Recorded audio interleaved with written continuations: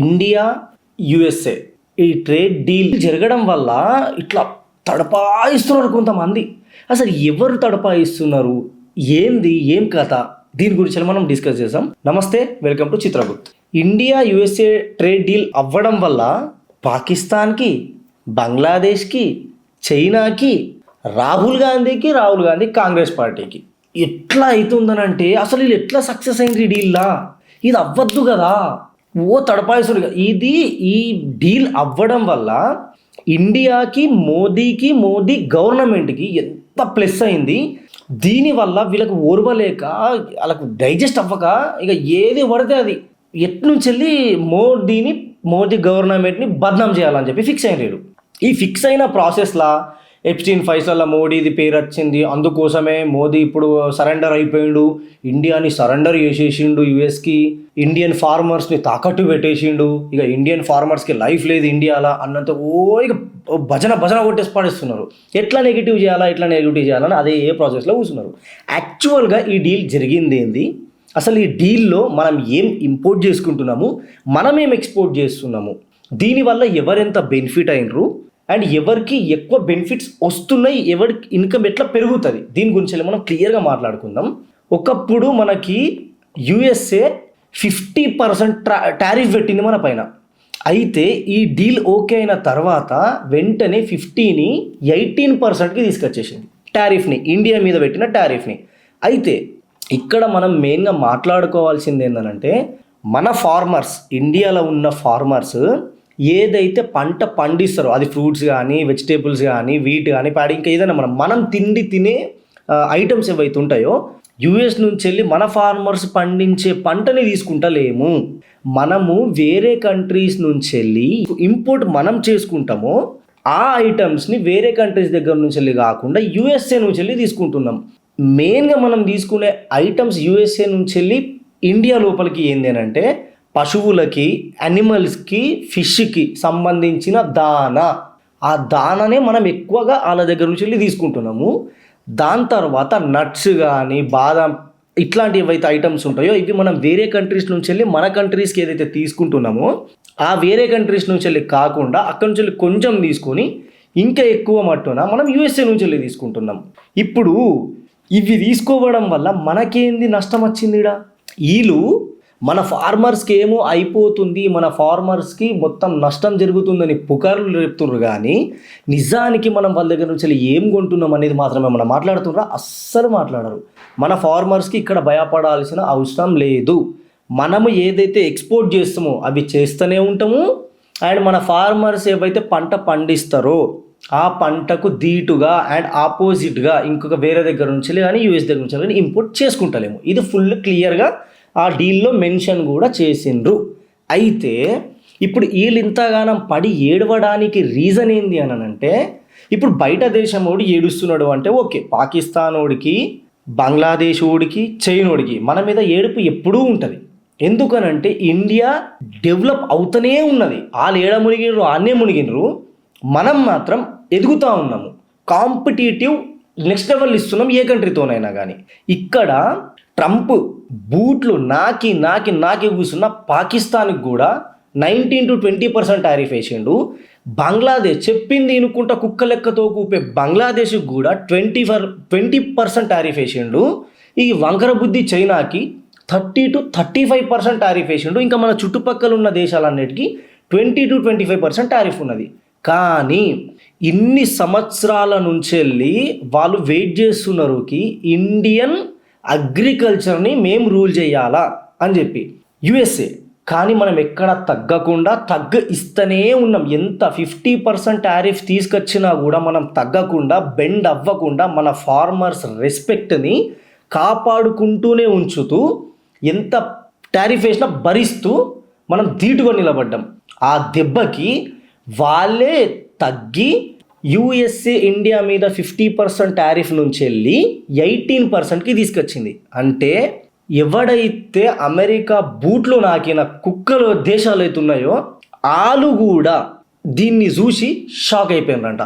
మేము ఇంతగానం వాళ్ళతో పట్టించుకొని వాడి చెప్పినట్టు మేం చేస్తే మా మీద ఇంత టారిఫ్ నుంచి ఇండియాకి తగ్గించిర్రేంద్రా అని.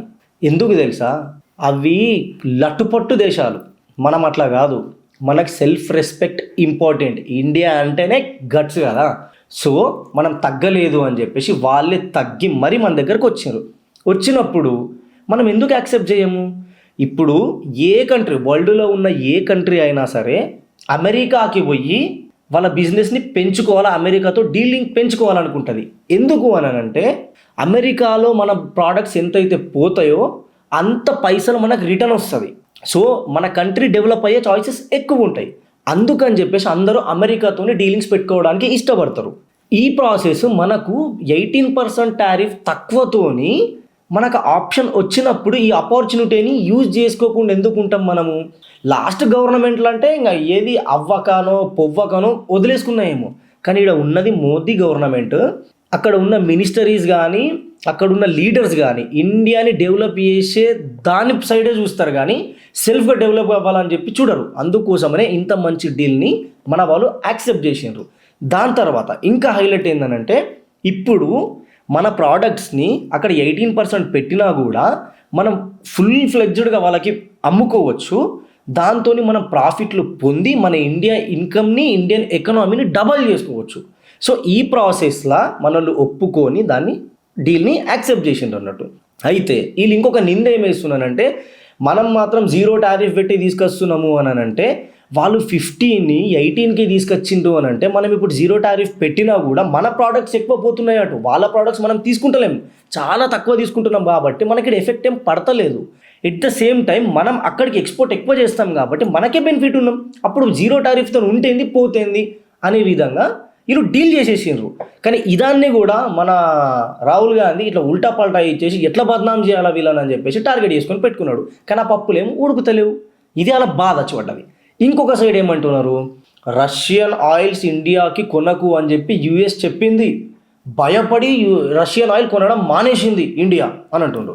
ఒరే, రష్యా మనకి ఎప్పుడు మంచి ఫ్రెండే, మనం ఎప్పుడు డీల్స్ చేస్తూనే ఉంటాము. మనకు ఆ యూక్రెయిన్ వార్ టైంలో, రష్యా అండ్ యూక్రెయిన్ వార్ టైంలో రష్యా మనకి తక్కువ ప్రైస్కి ఆయిల్ ఇచ్చింది కాబట్టి మనం కొనేసినాం. లేదు అంటే ఇంకెక్కడ తక్కువ దొరుకుతుంది అక్కడ కొంటుండే. ఈ యూఎస్ దగ్గర ఎందుకు కొనలేదు మనం అంత బడ్జెట్ పెట్టి అని అంటే అది ఎక్కువ రేటు ఉన్నది, ఇది తక్కువ రేటు ఉన్నది కాబట్టి ఇక్కడ కొన్నాము. అట్లని చెప్పి యూఎస్ ఆపేసినామంటే ఆపలే. అక్కడ నుంచి కొంచెం తీసుకుంటున్నాము, ఇక్కడ నుంచి ఎక్కువ కొనుక్కుంటున్నాము. మనం ఇక్కడ నుంచి మనం వేరే వాళ్ళకి ఎక్స్పోర్ట్ చేస్తున్నాము. సో అట్లా మనం బెనిఫిట్ అయినాము, దానివల్ల మన ఎకనామీ కూడా పెరిగింది. ఇప్పుడు ఎందుకు రష్యా దగ్గర నుంచి తీసుకుంటలేదు అని అంటే ఈయన చెప్పడం వల్లనో లేకపోతే ఏదో జరగడం వల్లనో కాదు. దీనికన్నా రష్యా దగ్గర ఉన్న ఆయిల్ ప్రైస్ కన్నా వెనిన్జులా దగ్గర ఆయిల్ ప్రైస్ తక్కువ ఉన్నది. సో మన ఇండియా ఎప్పుడు కూడా ఒకటి చెప్పింది ఏంటంటే జియో పాలిటిక్స్లో కానీ నేషనల్ మీడియాలలో కూడా క్లియర్గానే మాట్లాడింది. అది ఏందనంటే మాకు ఎక్కడైతే తక్కువ రేట్లో ఆయిల్ దొరుకుతుందో మేము అక్కడనే కొంటాము. ఎందుకు అని అంటే మాకు తక్కువ రేట్లో దొరికినప్పుడు ఇంకా ఎక్కువ పైసలు పెట్టుడు ఎందుకు? ఇప్పుడు వెనిన్జులాలో తక్కువ దొరుకుతుంది కాబట్టి మనం వెనిన్జులా నుంచి వెళ్ళి తీసుకుంటున్నాము. ఇప్పుడు అది పెంచినప్పుడు మళ్ళీ రష్యా నుంచి వెళ్ళి తీసుకుంటాం. ఎందుకు తీసుకోము? ఎట్ ద సేమ్ టైం యూఎస్ఏతోని ఫైట్ చేసే స్టేజ్లో చైనా కానీ, రష్యా కానీ, జపాన్ కానీ, ఇండియా కానీ, వేరే ఏ కంట్రీస్ కానీ యూఎస్ఏతో డైరెక్ట్గా వార్ చేయలేవు. అండ్ వాళ్ళు అనుకుంటే ఏ దేశాన్నైనా గలీజ్ చేసేస్తారు కాబట్టి ఇంత పెద్ద పెద్ద దేశాలు కూడా వాళ్ళ దగ్గర డైరెక్ట్ వార్కి పోవు. ఒకవేళ పోతే అది ఆపోజిట్గా పోయిన యూఎస్ఏకి ఆపోజిట్గా పోయిన ఏ కంట్రీకైనా నష్టమే ఎక్కువ అవుతుంది. వాళ్ళు డీల్స్ పోగొట్టుకోవాల్సి వస్తుంది. అండ్ వాళ్ళ వార్లో ఆర్మీని కానీ లేకపోతే మన వెపన్స్ని కానీ ఇవన్నీ పోగొట్టుకోవాల్సి వస్తుంది. సో ఇప్పుడు మనకు వాళ్ళు 15 నుంచి వెళ్ళి 18%కి టారిఫ్ తగ్గించి వాళ్ళే ఒక 2 మెట్లు దిగి మన దగ్గరకు వచ్చి మేమే మీతో డీల్ చేస్తామని అన్నప్పుడు మనం శత్రుత్వం ఎందుకు పెట్టుకుంటాం? ఇంకా ఇప్పుడు యూఎస్ఏతోని మనకు బాండ్స్ మంచిగా ఉంటే మన కంట్రీయే కదా డెవలప్ అయ్యేది. దానికోసమే వాళ్ళు అంత క్లియర్గా వాళ్ళు వచ్చిండ్రు కాబట్టి మనోళ్ళు కూడా ఒక మెట్టు ఆలోచించి ఇంటెలిజెన్స్ యూజ్ చేసి బ్రెయిన్ని షార్ప్గా పెట్టుకొని డీల్ని యాక్సెప్ట్ చేసుకొని నీట్గా క్లోజ్ చేసేసిండ్రు అన్ని పంచాయతీలని. ఇది మన ఇండియాకి ఈ డీల్ ఒక సక్సెస్ని ఇచ్చింది అండ్ ఎకనామీని పెంచుతుంది కాబట్టి ఇది మంచి డిసిషన్ అని ఎప్పుడు పోయి మోదీ భయపడ్డాడు, ఎప్స్టీన్ ఫైల్స్లలో ఆయన స్టోరీస్ వచ్చినాయి కాబట్టి మోదీ తాకట్టు పెట్టేసిండు ఇండియాని, ఇండియన్ ఫార్మర్స్కి ఫ్యూచర్ లేకుండా అయిపోయింది ఇంకా ఈ డీల్తోని. ఒరే సరే, మరి మీరు ఎప్పుడన్నా ఏదైనా మంచిగా ఇట్లా భయానకమని చేసి పెట్టినరా, మీరు ఉన్నప్పుడన్నా చేసినరా అని అంటే చేయలే. పాకిస్తానోడు ఇండియా మీదకి వార్కి వస్తే మనోళ్ళు పోయి యూఎస్ఏని అడుక్కుంటారు మమ్మల్ని హెల్ప్ చేయండి అని చెప్పేసి. కానీ ఇప్పుడున్న గవర్నమెంట్ ఎట్లున్నది, ఓడన్నా ఇండియా మీదకి వార్కి వచ్చిననుకో పుచ్చలు వలుగుతాయి అనే రేంజ్లో గవర్నమెంట్ ఉన్నది. ఇప్పుడు ఫరక్ కనిపిస్తుందిగా. ఈయనకి రాహుల్ గాంధీకి ఎంతసేపు అదర్ కంట్రీస్కి పోయినా ఇండియాని డౌన్ చేసి మాట్లాడాలా, మోదీ గవర్నమెంట్కి ఎప్పుడు నిందలేయాలా, లేకపోతే ఏ తప్పు దొరుకుతావు మంచి పని చేసిన దాన్ని తప్పులాగా చూపించి గెలికి తప్పుగా మార్చాలా, పబ్లిక్ వ్యూని చేంజ్ చేయాలా, ఇండియా మీద పడి ఏడవాలా, మోదీ మీద పడి ఏడవాలా, అలా గవర్నమెంట్ మీద పడి ఏడవాలా. ఇది తప్పించి మంచి చేస్తే, అది మంచి జరిగితే, నేషన్కి మంచిగా అయింది అని అంటే దాన్ని మంచిగా ఒప్పుకుంటే ఏమవుతుంది? ఎంతసేపు ఏడుచుడేనా ఇక? ఇది తప్పించి ఇంక కూడా రాదా మీకు? ఇప్పుడు రష్యా దగ్గర ఆయిల్ కొనకపోతే మన ఇండియా రష్యాది ఫ్రెండ్షిప్ ఖరాబ్ అయిపోతుంది. ఎందుకు ఖరాబ్ అవుతుంది? ఇప్పుడు ఆ డీల్స్లలో మనం ఒప్పుకుంటూనే ఉన్నాం కదా. మనం ఇంకా ఎట్లా హెల్ప్ చేయాలో అట్లా హెల్ప్ చేస్తాము, ఎట్లా హెల్ప్ తీసుకోవాలో అట్లా హెల్ప్ తీసుకుంటాం కావచ్చు. అంటే ఆయిల్ కొనకపోతే ఫ్రెండ్షిప్ కట్టు, ఆయిల్ కొంటే ఫ్రెండ్షిప్ ఉంటుంది అని అంటే చిన్నపిల్లల ఆటలు కావు కదా. ఎవరికైనా కూడా అక్కడ రష్యాకైనా, అటు చైనాకైనా, ఇటు యూఎస్కైనా, ఇటు ఇండియాకైనా, ఎవరికైనా సరే నేషన్ ఫస్ట్. నేషన్కి ఏది బెనిఫిట్ అవుతుంది, పబ్లిక్కి ఏదైతే ప్రాఫిట్ ఉంటుందో దాని మీదనే డీల్స్ చేద్దామని ఎవరైనా అనుకుంటారు. రష్యా కూడా మ్యాక్సిమం అట్లనే ఆలోచిస్తుంది, యూఎస్ఏ అయితే క్లియర్గా ఉంటుంది. మనం కూడా ఇప్పుడు ఒక క్లారిటీతోనే స్టెప్స్ తీసుకుంటున్నాము, ఫుల్ క్లియర్గా ఉన్నాము. అన్నిట్లల్లో ఇండియా డెవలప్ అవుతున్నది, ఇంకా డెవలప్ అయ్యే ఆప్షన్స్ మనకి ఎక్కువ దొరుకుతున్నాయి. సోర్స్ అనేది ఉన్నది అన్నప్పుడు యూజ్ చేసుకోవాలా. మోడీ గవర్నమెంట్ అదే చేస్తుంది. దాన్ని కూడా మీరు తప్పని చూపించి ఏదో ఎప్స్టీన్ ఫైల్స్ అని చెప్పేసి లేదా ఇంకొకటి చెప్తే ఇక్కడ ఇండియన్ పబ్లిక్ అంత ఒకప్పట్లాగా మీరు చెప్పింది అంతా వినుకుంటూ కూర్చుంటట్టు లేరు. ఇప్పుడు సోషల్ మీడియాలు ఉన్నాయి, మీడియా అనేది చేతుల దాకా చూస్తే న్యూస్ అంతా తెలిసిపోయే దగ్గర ఉన్నాం మనం. మీరు ఏది పడతా చెప్తే నమ్మనాకి ఆడ పిసోళ్ళు ఏం లేరు. ఇది మంచి డీల్. మీరు అట్లీస్ట్ సరే, మీకు అవ్వకపోతే, మీకు తీసుకోవడానికి అవ్వకపోతే మాట్లాడకండి, సైలెంట్ ఉండొచ్చు. కానీ మంచి దాన్ని కూడా చెడు అని చెప్పేసి పబ్లిక్ మైండ్లలో ఇంకొకటి సొరగొట్టడానికి ట్రై చేసి ఇక మా దగ్గర మాకు తెలిసినంత వరకు మేము కూడా చెప్పి పబ్లిక్కి మేము కూడా లేపుతూనే ఉంటాం ఇట్లానే. సో ఇది యాక్చువల్గా జరిగింది ఏంటంటే టారిఫ్ తగ్గించి మన ఇండియాకి బెనిఫిట్ అయింది కాబట్టి మనం ఆ డీల్ని యాక్సెప్ట్ చేసినాం, తీసుకున్నాం, డీల్ అగ్రిమెంట్స్ అయిపోయినాయి. అండ్ మన ఇండియన్ ఫార్మర్స్ పండించే పంటలకు అక్కడి నుంచి తీసుకునే పంటకి సంబంధం లేదు. మనోళ్ళు పండించే పంటని అక్కడి నుంచి మనం డంప్ చేసుకుంటలేము, అక్కడి నుంచి మనం ఇంపోర్ట్స్ చేసుకుంటలేము. మన దగ్గర పండించే పంటని ఇంకా మనం ఎక్స్పోర్ట్ చేస్తున్నాము తప్పిస్తే వాళ్ళు పండించే పంట అన్నీ తీసుకొచ్చి ఇండియన్ ఫార్మర్స్కి లాస్ చేసే డీల్ ఇది అసలే కాదు. అట్లాంటి పని ఇండియా ఎప్పుడు చెయ్యదు కూడా, ఏ గవర్నమెంట్ అయినా చెయ్యొద్దు కూడా. ఎందుకంటే ఇండియా ఫార్మింగ్ కంట్రీ ఇది. సో మన ఫార్మింగ్ మీద కొడితే ఇండియాని దెబ్బతీసినట్టు అవుతుంది. అట్లాంటి డీల్స్ ఎవ్వరు కూడా ఒప్పుకోరు, ఇది నమ్మకండి. ఇది బెస్ట్ డీల్ ఇది. అండ్ ఇండియన్ అగ్రికల్చర్ యాక్సిస్ వేరే ఏ కంట్రీకి కూడా మనం ఇయ్యము, యూఎస్ఏకే కాదు ఏ కంట్రీకి కూడా మనం ఇయ్యము. ఇండియన్ అగ్రికల్చర్ని యాక్సెస్ చేసేంత దమ్ము ఏ కంట్రీకి లేదు, మనం ఒప్పుకోము. ఇది క్లియర్గా వాళ్ళు చెప్పి అగ్రిమెంట్ చేసుకున్నారు. ఇప్పుడు ఈ ఒపీనియన్ ఏంది? రాహుల్ గాంధీ అండ్ కాంగ్రెస్ పార్టీ ఊకి ప్రతిదాన్ని ఆపోజిట్ చేసేసి ఒక వేరే నెరేటివ్ తీసుకొచ్చి మాట్లాడుతుండ్రు కదా. సో దీని మీద మీ ఒపీనియన్ ఏంటి? అండ్ ఈ డీల్ ఎట్లా అనిపించింది మీకు? ఇది ఒక్కసారి మీరు కింద కామెంట్ చేయండి. Thank you. జై హింద్, జై భారత్.